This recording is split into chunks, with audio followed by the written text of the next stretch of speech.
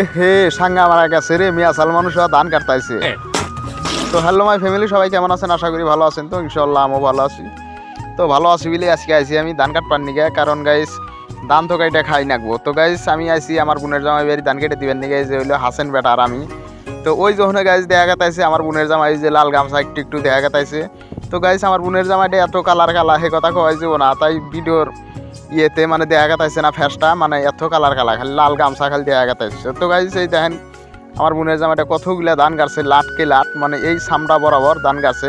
তো গাইস আরও একটা কথা আছে, যে এবার ধান গাড়েন নাই হে কিন্তু এবার সাঙ্গা মারা খাইছেন, আর যে গাড়ছেন সে সাঙ্গা মারা খান নাই। তো গাইস আমি ওই যে কাছি মাছি নিয়ে আইছি ধান কাটবার নিকে, আমিও ইনশাল্লাহ সারাদিন আজকে ওদের হাতে ধান টান কাটমু।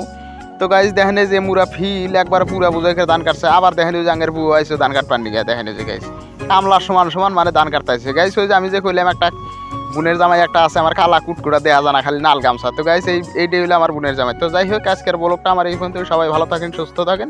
আর গাইস আরও একটা কথা, পরবর্তী ব্লগ দেওয়ার জন্য আমার পেজটাকে ফলো করে রাখেন। খোদা হাফেজ।